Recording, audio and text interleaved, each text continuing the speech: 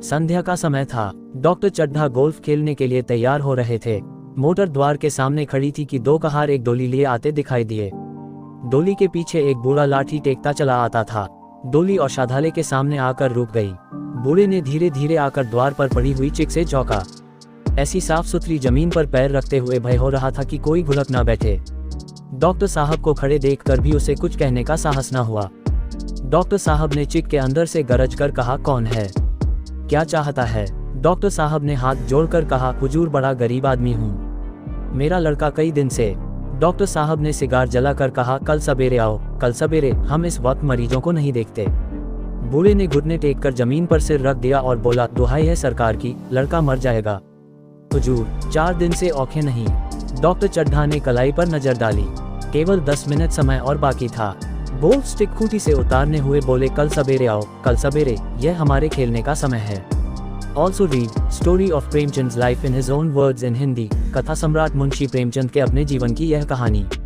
बूढ़े ने पगड़ी उतारकर चौखट पर रख दी और रोकर बोला, हुजूर एक निगाह देख लें, बस एक निगाह, लड़का हाथ से चला जाएगा हुजूर। 7 लड़कों में यही एक बच रहा है हुजूर।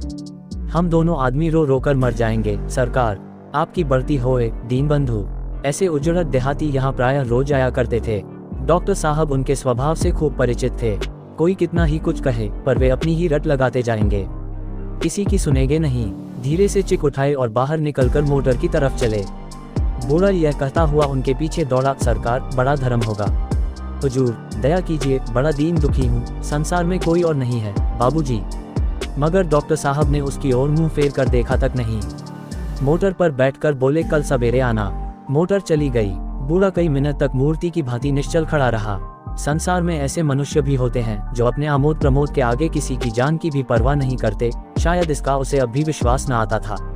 सभ्य संसार इतना निर्मम, इतना कठोर है, इसका ऐसा मनभेदी अनुभव अब तक न हुआ था। वह उन पुराने जमाने की जीवों में था जो लगी हुई आग को बुझाने, मुर्दे को कंधा देने, किसी के छप्पर को उठाने और किसी कलह को शांत करने के लिए सदैव तैयार रहते थे। जब तक बूढ़े को मोटर दिखाई दी, वह खड़ा टकटकी लगाए उस ओर ताकता रहा। शायद उसे अब भी डॉक्टर साहब के लौट आने की आशा थी। फिर उसने कहारों से डोली उठाने को कहा। डोली जिधर से आई थी उधर ही चली गई। चारों ओर से निराश होकर वह डॉक्टर चड्ढा के पास आया था। इनकी बड़ी तारीफ सुनी थी। यहाँ से निराश होकर फिर वह किसी दूसरे डॉक्टर के पास न गया। किस्मत ठोक ली। उसी रात उसका हंसता खेलता 7 साल का बालक अपनी बाल लीला समाप्त करके इस संसार से सिधार गया। बूढ़े माँ बाप के जीवन का यही एक आधार था। इसी का मुंह देख कर जीते थे। इस दीपक के बुझते ही जीवन की अंधेरी रात भाएं भाएं करने लगी। बुढ़ापे की विशाल ममता टूटे हुए हृदय से निकलकर अंधकार आरित स्वर से रोने लगी। कई साल गुजर गए। डॉक्टर चड्ढा ने खूब यश और धन कमाया, लेकिन इसके साथ ही अपने स्वास्थ्य की रक्षा भी की, जो एक साधारण बात थी। यह उनके नियमित जीवन का आशीर्वाद था कि 50 वर्ष की अवस्था में उनकी चुस्ती और फुर्ती युवकों को भी लज्जित करती थी। उनके हर एक काम का समय नियत था। इस नियम से वह जौ भर भी न टलते थे। बहुधा लोग स्वास्थ्य के नियमों का पालन उस समय करते हैं जब रोगी हो जाते हैं। डॉक्टर चड्ढा उपचार और संयम का रहस्य खूब समझते थे। उनकी संतान संध्या भी इसी नियम के अधीन थी। उनके केवल 2 बच्चे हुए, एक लड़का और एक लड़की। तीसरी संतान न हुई, इसीलिए श्रीमती चड्ढा भी अभी जवान मालूम होती थीं। लड़की का तो विवाह हो चुका था। लड़का कॉलेज में पढ़ता था। वही माता पिता के जीवन का आधार था। शील और विनय का पुतला, बड़ा ही रसिक, बड़ा ही उदार, विद्यालय का गौरव, युवक समाज की शोभा। मुखमंडल से तेज की छटा सी निकलती थी। आज उसकी 20वीं सालगिरह थी। संध्या का समय था। हरी हरी घास पर कुर्सियां बिछी हुई थी। शहर के रईस और हुकाम एक तरफ, कॉलेज के छात्र दूसरी तरफ बैठे भोजन कर रहे थे। बिजली के प्रकाश से सारा मैदान जगमगा रहा था। आमोद प्रमोद का सामान भी जमा था। छोटा सा प्रहसन, खेलने की तैयारी थी। प्रहसन स्वयं कैलाशनाथ ने लिखा था। वही मुख्य एक्टर भी था। इस समय वह एक रेशमी कमीज पहने, नंगे सिर, नंगे पांव, इधर से उधर मित्रों की आवभगत में लगा हुआ था। कोई पुकारता, कैलाश जरा इधर आना। कोई उधर से बुलाता, कैलाश क्या उधर ही रहोगे। सभी उसे छोड़ते थे, चुहले करते थे। बेचारे को जरा दम मारने का अवकाश न मिलता था। सहसा एक रमणी ने उसके पास आकर पूछा, क्यों कैलाश, तुम्हारे सांप कहाँ हैं? जरा मुझे दिखा दो। कैलाश ने उससे हाथ मिलाकर कहा, मृणालिनी इस वक्त क्षमा करो, कल दिखा दूंगा। मृणालिनी ने आग्रह किया, जी नहीं, तुम्हें दिखाना पड़ेगा, मैं आज नहीं मानने की। तुम रोज कल कल करते हो। मृणालिनी और कैलाश दोनों सहपाठी थे और एक दूसरे के प्रेम में पगे हुए। कैलाश को सौंपों के पालने, खिलाने और नचाने का शौक था। तरह तरह के सांप पाल रखे थे। उनके स्वभाव और चरित्र की परीक्षा करता रहता था। थोड़े दिन हुए उसने विद्यालय में सांपों पर एक माके का व्याख्यान दिया था। सांपों को नचा कर दिखाया भी था। प्राणिशास्त्र के बड़े बड़े पंडित भी यह व्याख्यान सुनकर दंग रह गए थे। यह विद्या उसने एक बड़े सपेरे से सीखी थी। सांपों की जड़ी बूटियां जमा करने का उसे मरज था। इतना पता भर मिल जाए कि किसी व्यक्ति के पास कोई अच्छी जड़ी है, फिर उसे चैन न आता था, उसे लेकर ही छोड़ता था। यही व्यसन था। इस पर हजारों रुपए फूंक चुका था। मृणालिनी कई बार आ चुकी थी, पर कभी सांपों को देखने के लिए इतनी उत्सुक न हुई थी।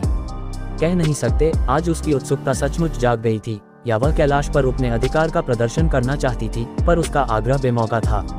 उस कोठरी में कितनी भीड़ लग जाएगी, भीड़ को देखकर सांप कितने चौंकेंगे और रात के समय उन्हें छेड़ा जाना कितना बुरा लगेगा, इन बातों का उसे जरा भी ध्यान न आया। कैलाश ने कहा, नहीं, कल जरूर दिखा दूंगा। इस वक्त अच्छी तरह दिखा भी तो न सकूंगा, कमरे में तिल रखने को भी जगह न मिलेगी। एक महाशय ने छेड़कर कहा, दिखा क्यों नहीं देते, जरा सी बात के लिए इतना टाल मटोल कर रहे हो। मिस गोविंद, हरगिज न मानना, देखे कैसे नहीं दिखाते। दूसरे महाशय ने और रद्दा चढ़ाया, मिस गोविंद इतनी सीधी और भोली हैं, तभी आप इतना मिजाज करते हैं। दूसरे सुंदरी होती तो इसी बात पर बिगड़ खड़ी होती। तीसरे साहब ने मजाक उड़ाया, अजी बोलना छोड़ देती। भला कोई बात है, इस पर आपका दावा है कि मृणालिनी के लिए जान हाजिर है। मृणालिनी ने देखा कि ये शोधे उसे रंग पर चढ़ा रहे हैं, तो बोली, आप लोग मेरी वकालत न करें, मैं खुद अपनी वकालत कर लूंगी।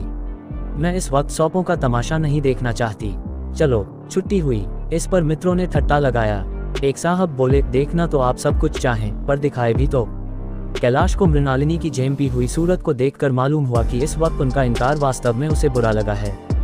ज्यों ही प्रीति भोज समाप्त हुआ और गाना शुरू हुआ, उसने मृणालिनी और अन्य मित्रों को सांपों के दरबे के सामने ले जाकर महुआ बजाना शुरू किया। फिर एक एक खाना खोलकर एक एक सांप को निकालने लगा।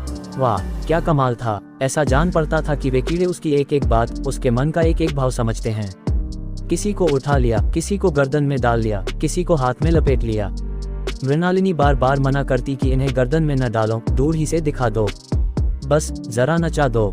कैलाश की गर्दन में सांपों को लिपटते देखकर उसकी जान निकली जाती थी। पछता रही थी कि मैंने व्यर्थ ही इनसे सांप दिखाने को कहा, मगर कैलाश एक न सुनता था। प्रेमिका के सम्मुख अपने सर्प कला प्रदर्शन का ऐसा अवसर पाकर वह कब चूकता। एक मित्र ने टीका की दांत तोड़ डाले होंगे। कैलाश हंसकर बोला, दांत तोड़ डालना मदारियों का काम है, किसी के दांत नहीं तोड़ गए, कहिए तो दिखा दूं। कहकर उसने एक काले सांप को पकड़ लिया और बोला, मेरे पास इससे बड़ा और जहरीला सांप दूसरा नहीं है, अगर किसी को काट ले तो आदमी आनन फानन में मर जाए, लहर भी ना आए। इसके कांटे पर मंत्र नहीं, इसके दांत दिखा दूं। मृणालिनी ने उसका हाथ पकड़कर कहा, नहीं नहीं कैलाश, ईश्वर के लिए इसे छोड़ दो, तुम्हारे पैरों पड़ती हूँ। इस पर एक दूसरे मित्र बोले, मुझे तो विश्वास नहीं आता, लेकिन तुम कहते हो तो मान लूंगा। कैलाश ने सांप की गर्दन पकड़कर कहा, नहीं साहब, आप आंखों से देखकर मानिए। दांत तोड़कर वश में किया तो क्या, सांप बड़ा समझदार होता है, अगर उसे विश्वास हो जाए कि इस आदमी से मुझे कोई हानि न पहुंचेगी तो वह उसे हरगिज न काटेगा। मृणालिनी ने जब देखा कि कैलाश पर इस वक्त भूत सवार है, तो उसने यह तमाशा न करने के विचार से कहा, अच्छा भाई, अब यहाँ से चलो। देखा, गाना शुरू हो गया है, आज मैं भी कोई चीज सुनाऊंगी। यह कहते हुए उसने कैलाश का कंधा पकड़कर चलने का इशारा किया और कमरे से निकल गई, मगर कैलाश विरोधियों का शंका समाधान करके ही दम लेना चाहता था। उसने सांप की गर्दन पकड़कर जोर से दबाई, इतनी जोर से इबाई कि उसका मुंह लाल हो गया, देह की सारी नसें तन गईं। सांप ने अब तक उसके हाथों ऐसा व्यवहार न देखा था। उसकी समझ में न आता था कि यह मुझसे क्या चाहते हैं। उसे शायद भ्रम हुआ कि मुझे मार डालना चाहते हैं, अतएव वह आत्मरक्षा के लिए तैयार हो गया। कैलाश ने उसकी गर्दन खूब दबाकर मुंह खोल दिया और उसके जहरीले दांत दिखाते हुए बोला, जिन सज्जनों को शक हो आकर देख लें। आया विश्वास या अब भी कुछ शक है? मित्रों ने आकर उसके दांत देखे और चकित हो गए। प्रत्यक्ष प्रमाण के सामने संदेह को स्थान कहाँ। मित्रों का शंका निवारण करके कैलाश ने सांप की गर्दन ढीली कर दी और उसे जमीन पर रखना चाहा, पर वह काला गेहूं क्रोध से पागल हो रहा था। गर्दन नरम पड़ते ही उसने सिर उठाकर कैलाश की उंगली में जोर से काटा और वहां से भागा। कैलाश की उंगली से टप टप खून टपकने लगा। उसने जोर से उंगली दबा ली और अपने कमरे की तरफ दौड़ा। वहां मेज की दराज में एक जड़ी रखी हुई थी, जिसे पीसकर लगा देने से घातक विष भी रफू हो जाता था। मित्रों में हलचल पड़ गई। बाहर महफिल में भी खबर हुई। डॉक्टर साहब घबरा कर दौड़े। फौरन उंगली की जड़ कसकर बांधी गई और जड़ी पीसने के लिए दी गई। डॉक्टर साहब जड़ी के कायल न थे। वह उंगली का 10 भाग नश्तर से काट देना चाहते, मगर कैलाश को जड़ी पर पूर्ण विश्वास था। मृणालिनी पियानो पर बैठी हुई थी। यह खबर सुनते ही दौड़ी और कैलाश की उंगली से टपकते हुए खून को रुमाल से पोंछने लगी। जड़ी पीसी जाने लगी, पर उसी 1 मिनट में कैलाश की आंखें झपकने लगी, ओठों पर पीलापन दौड़ने लगा। यहाँ तक कि वह खड़ा न रह सका, फर्श पर बैठ गया। सारे मेहमान कमरे में जमा हो गए। कोई कुछ कहता था, कोई कुछ। इतने में जड़ी पीस कर आ गई।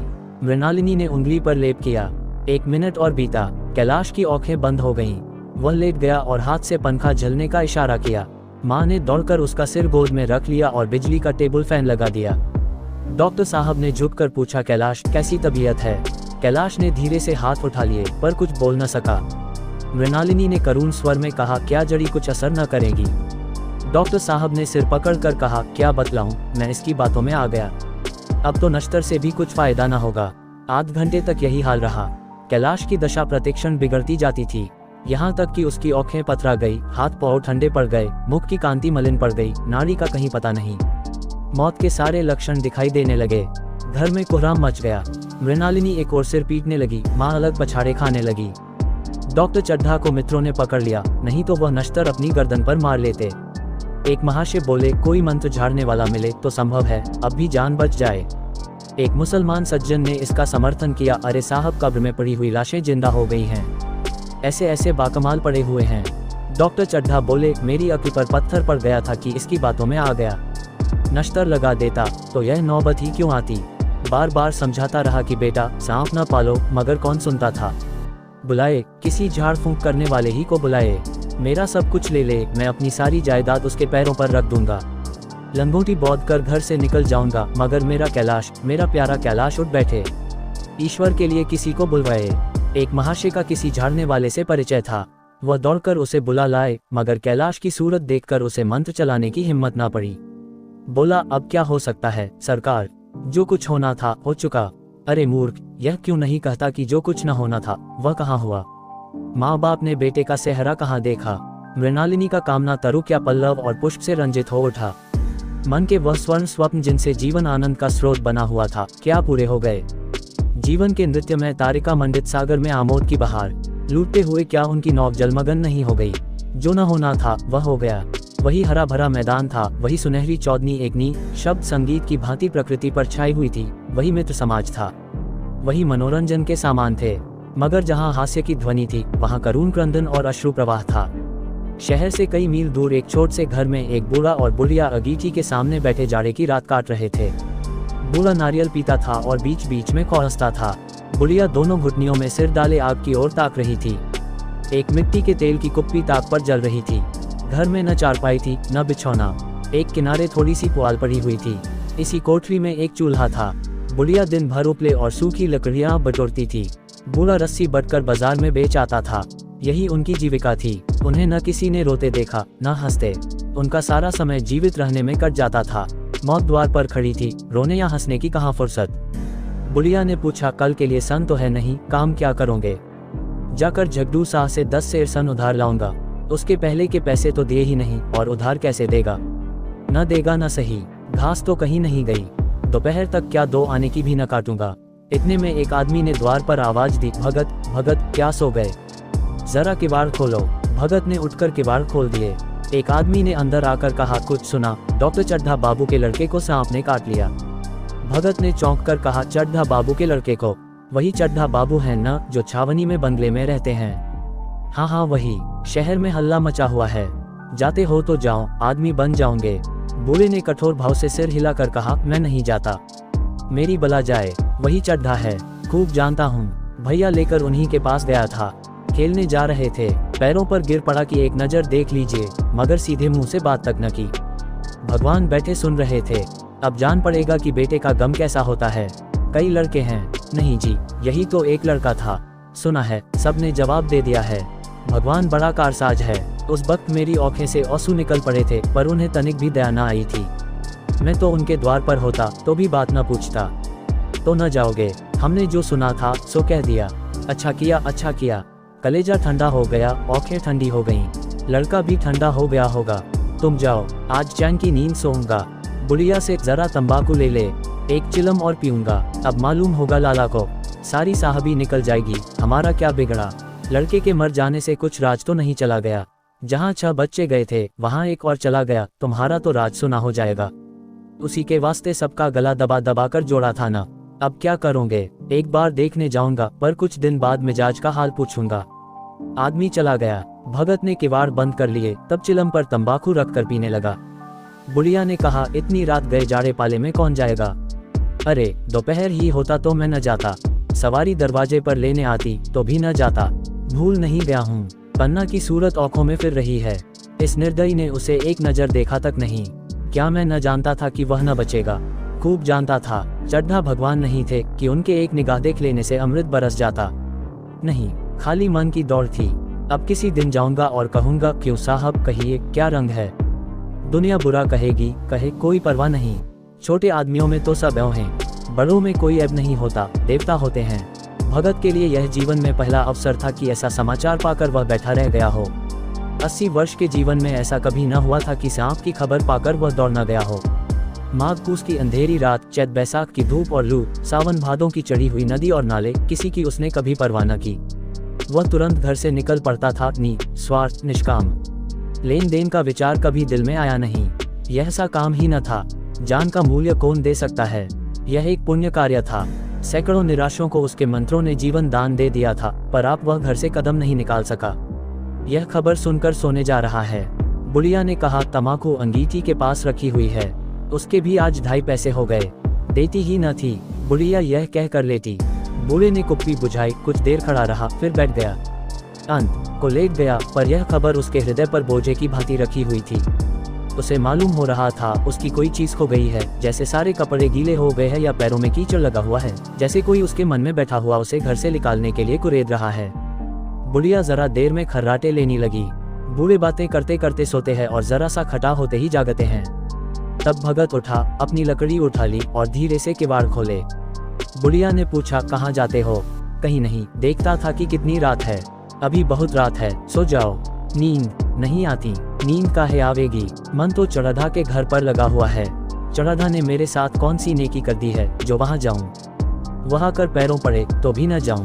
उठे तो तुम इसी इरादे से ही। नहीं री, ऐसा पागल नहीं हूं कि जो मुझे कोटे बोए उसके लिए फूल बोता फिरूं। बुढ़िया फिर सो गई। भगत ने किवाड़ लगा दिए और फिर आकर बैठा, पर उसके मन की कुछ ऐसी दशा थी जो बाजे की आवाज कान में पड़ते ही उपदेश सुनने वालों की होती हैं। औखे चाहे उपदेशक की ओर हों, पर कान बाजे ही की ओर होते हैं। दिल में भी बापें की ध्वनि गूंजती रहती है। शर्म के मारे जगह से नहीं उठता। निर्दयी प्रतिघात का भाव भगत के लिए उपदेशक था, पर हृदय उस अभागे युवक की ओर था जो इस समय मर रहा था, जिसके लिए एक एक पल का विलंब घातक था। उसने फिर किवाड़ खोले, इतने धीरे से कि बुढ़िया को खबर भी न हुई। बाहर निकल आया। उसी वक्त गौ को चौकीदार गश्त लगा रहा था। बोला, कैसे उठे भगत? आज तो बड़ी सर्दी है, कहीं जा रहे हो क्या? भगत ने कहा, नहीं जी, जाऊंगा कहाँ? देखता था अभी कितनी रात है, भला कै बजे होंगे? चौकीदार बोला, 1 बजा होगा और क्या, अभी थाने से आ रहा था तो डॉक्टर चढ़ाधा बाबू के बैगले पर बड़ी भर लगी हुई थी। उनके लड़के का हाल तो तुमने सुना होगा, कीड़े ने छू लिया है। चाहे मर भी गया हो, तुम चले जाओ तो साइड बच जाए। सुना है इस 1000 तक देने को तैयार हैं। भगत, मैं तो न जाऊं, चाहे वह 10 लाख भी दें। मुझे 10,000 या 10 लाख के लेकर करना क्या है? कल मर जाऊंगा, फिर कौन भोगने वाला बैठा हुआ है? चौकीदार चला गया। भगत ने आगे पैर बढ़ाया। जैसे नशे में आदमी की देह अपने काबू में नहीं रहती, पैर कहीं रखता है, पड़ता कहीं है, कहता कुछ है, जबान से निकलता कुछ है। वही हाल इस समय भगत का था। मन में प्रतिकार था, पर कर्म मन के अधीन न था। जिसने कभी तलवार नहीं चलाई, वह इरादा करने पर भी तलवार नहीं चला सकता। उसके हाथ कांपते हैं, उठते ही नहीं। भगत लाठी खटखट करता लपका चला जाता था। चेतना रोकती थी, पर उपचेतना ठेलती थी। सेवक स्वामी पर हावी था। आधी राह निकल जाने के बाद सहसा भगत रुक गया। हिंसा ने क्रिया पर विजय पाई। मैं यूं ही इतनी दूर चला आया। इस जाड़े पाले में मरने की मुझे क्या पड़ी थी? आराम से सोया क्यों नहीं? नींद न आती, न सही 2-4 भजन ही गाता। व्यर्थ इतनी दूर दौड़ा आया। चढ़ाधा का लड़का रहे या मरे, मेरी कला से। मेरे साथ उन्होंने ऐसा कौन सा सलूक किया था कि मैं उनके लिए मरूं? दुनिया में हजारों मरते हैं, हजारों जीते हैं। मुझे किसी के मरने जीने से मतलब। मगर उपचेतन ने अब एक दूसरा रूप धारण किया, जो हिंसा से बहुत कुछ मिलता जुलता था। वह झाड़ फूंक करने नहीं जा रहा है। वह देखेगा कि लोग क्या कर रहे हैं। डॉक्टर साहब का रोना पीटना देखेगा, किस तरह सिर पीटते हैं, किस तरह पछाड़े खाते हैं। वे लोग तो विद्वान होते हैं, सब्र कर जाते होंगे। हिंसा भाव को यूं धीरज देता हुआ वह फिर आगे बढ़ा। इतने में 2 आदमी आते दिखाई दिए। दोनों बातें करते चले आ रहे थे। चढ़ाधा बाबू का घर उजड़ गया, वही तो एक लड़का था। भगत के कान में यह आवाज पड़ी। उसकी चाल और भी तेज हो गई। थकान के मारे पाँव न उठते थे। शिरोभाग इतना बड़ा जाता था मानो अब मुंह के बल गिर पड़ेगा। इस तरह वह कोई 10 मिनट चला होगा कि डॉक्टर साहब का बंगला नजर आया। बिजली की बत्तियां जल रही थी मगर सन्नाटा छाया हुआ था। रोने पीटने की आवाज भी न आती थी।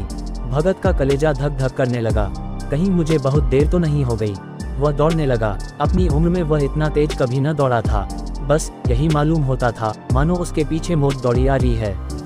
2 बज गए थे। मेहमान विदा हो गए। रोने वालों में केवल आकाश के तारे रह गए थे और सभी रो रो कर थक गए थे।